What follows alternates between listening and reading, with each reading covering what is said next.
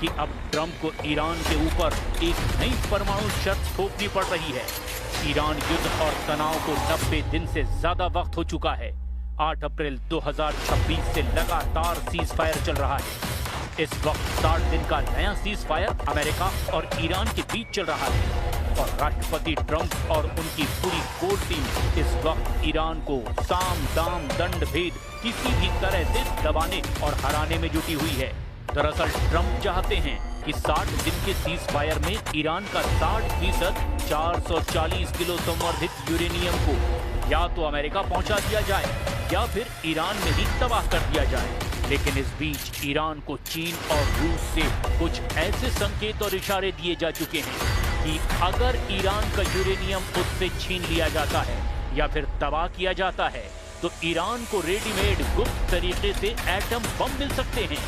क्योंकि इस साल की शुरुआत में रूस के पूर्व राष्ट्रपति और मौजूदा रूसी राष्ट्रीय सुरक्षा परिषद के उपाध्यक्ष दिमित्री मेदवेदेव ने दावा किया कि दुनिया में कई ऐसे देश हैं जो ईरान को परमाणु हथियार आसानी से दे सकते हैं। यही वजह है कि अमेरिका ईरान के खिलाफ ऐसी तैयारी में जुटा है कि ईरान कभी भी ना तो परमाणु हथियार बना पाए और ना ही हासिल कर पाए। इधर ईरान के तेवर इतने ज्यादा आक्रामक हैं कि उसने एक बार फिर से अमेरिका के एडवांस ड्रोन MQ-1 को मार गिराने का दावा किया है। अब तो अमेरिकी खुफिया एजेंसियां भी ईरानी मिसाइलों और खुफिया युद्ध की तैयारियों को लेकर के ट्रंप प्रशासन को चेतावनी दे रही हैं। दावा किया जा रहा है कि ईरान ने अपनी बेहद एडवांस बैलिस्टिक और हाइपरसोनिक मिसाइलों को बेहद गहरे भूमिगत बंकरों में पहुंचा दिया है। ये वो मिसाइलें हैं जिसकी काट इजराइल को भी आसानी से नहीं मिल रही। हम लगातार बदलते घटनाक्रम की शुरुआत करते हैं ईरान के उन परमाणु तेवरों और तैयारियों से जिससे सबसे ज्यादा राष्ट्रपति ट्रंप घबराए हुए हैं।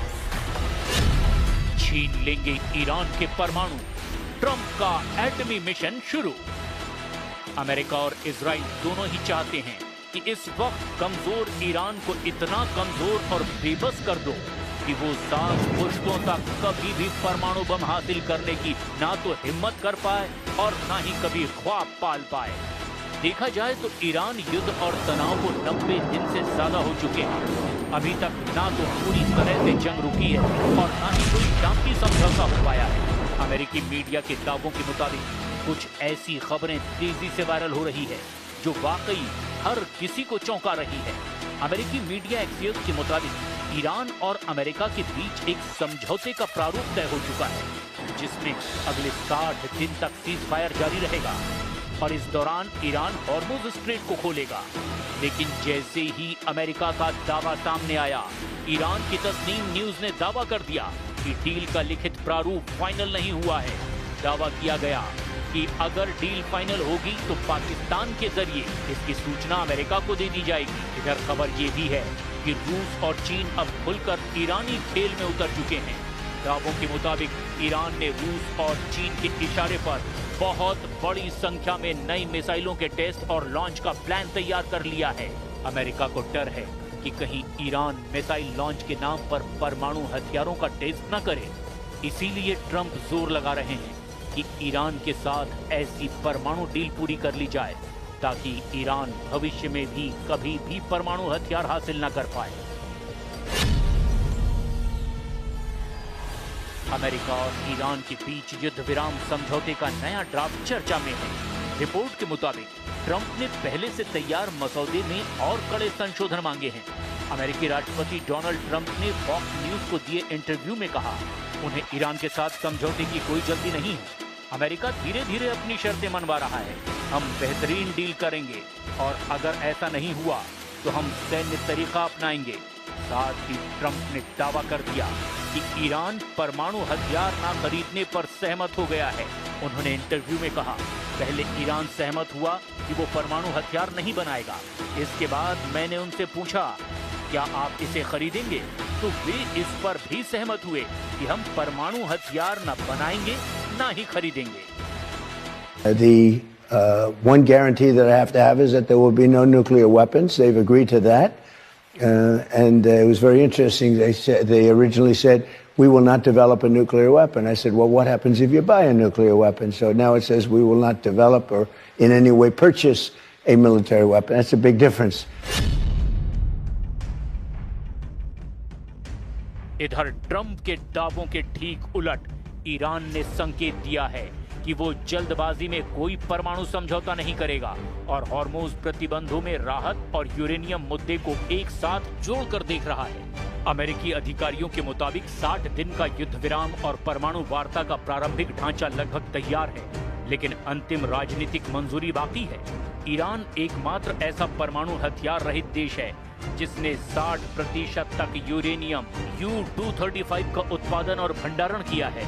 इंटरनेशनल परमाणु एजेंसी IAEA की रिपोर्ट के मुताबिक जून 2025 के मध्य में ईरान पर हमलों के वक्त तक ईरान के पास 440.9 किलोग्राम संवर्धित यूरेनियम मौजूद था।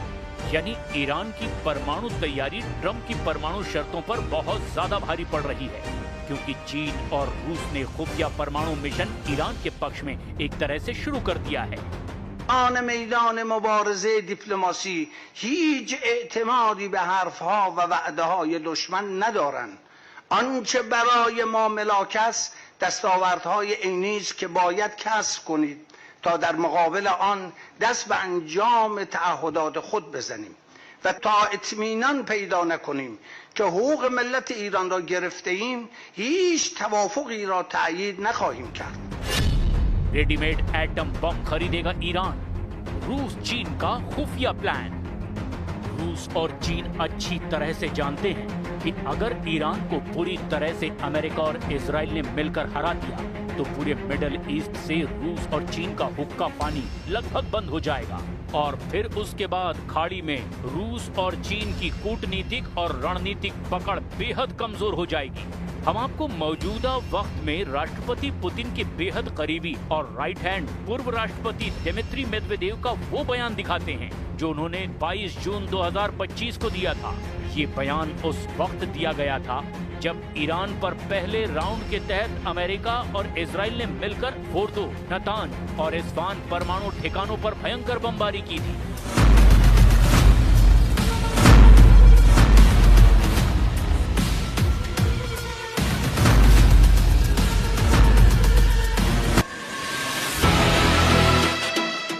कई देश ईरान को सीधे अपने परमाणु वॉरहेड देने के लिए तैयार हैं। दिमित्री मेदवेदेव इस बात पर भी जोर दे रहे हैं कि पश्चिमी देशों के हवाई हमलों से ईरान के परमाणु बुनियादी ढांचे को कोई बड़ा नुकसान नहीं हुआ है और ईरान का यूरेनियम संवर्धन का काम लगातार जारी रहेगा।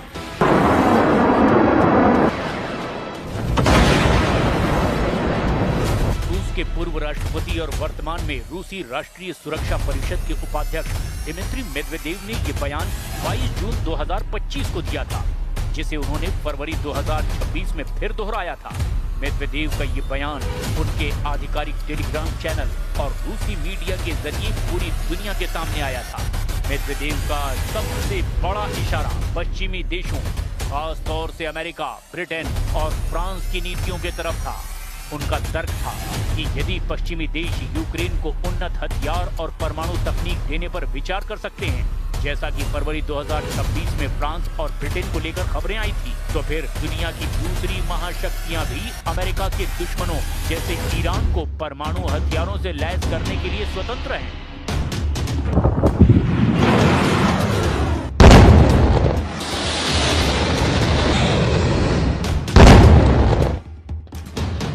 अब ऐसी स्थिति में ईरान की जंगी तैयारियों का अंदाजा लगाया जा सकता है।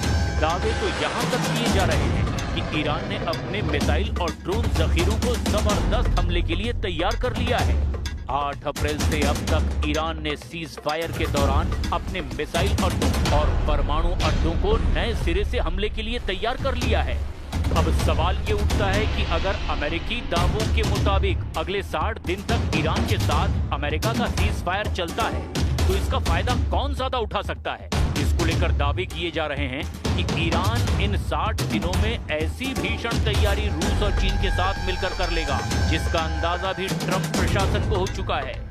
इसीलिए अमेरिका के रक्षा मंत्री पीट हेगसेथ ने ईरान को फिर एक बार धमकी दी कि अगर जल्द समझौता नहीं किया तो अमेरिका पूरी ताकत के साथ ईरान पर हमला कर देगा।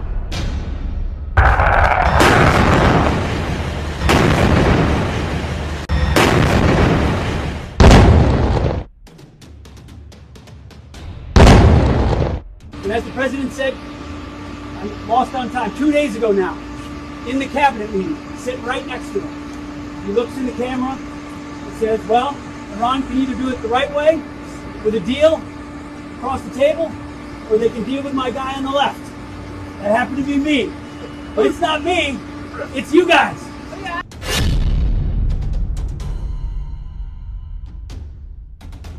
अब लगभग ये साफ हो चुका है कि ईरान पर अगले कुछ ही घंटों में अमेरिका और इजराइल के हमले शुरू हो जाएंगे। दावा ये किया जा रहा है कि अमेरिकन सेंट्रल कमांड यानी कि सेंटकॉम ने ईरान के परमाणु केंद्रों, खार्ग द्वीप और हॉर्मुज में मिसाइल अड्डों को हमले की शुरुआती 30 मिनट में ही तबाह करने का प्लान तैयार कर लिया है। द न्यूयॉर्क टाइम्स की रिपोर्ट के मुताबिक पेंटागन के शीर्ष अधिकारियों ने राष्ट्रपति डोनाल्ड ट्रंप के सामने ईरान पर दोबारा सैन्य हमले शुरू करने के कई विकल्प और ब्लूप्रिंट पेश किए। दावों के मुताबिक इस बार हॉर्मुज में मौजूद ईरान के सभी 33 मिसाइल अड्डों को पूरी तरह से तबाह करने का प्लान बनाया गया है। इसके अलावा ईरान की आर्थिक ताकत का सबसे बड़ा और इकलौता केंद्र खार्ग द्वीप पर भी भीषण हमले की तैयारी है।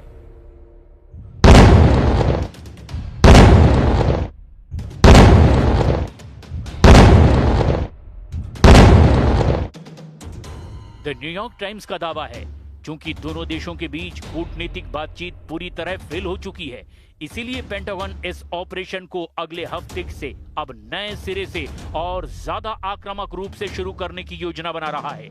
ट्रंप के नए और तूफानी तेवरों से भी हड़कंप मच गया है।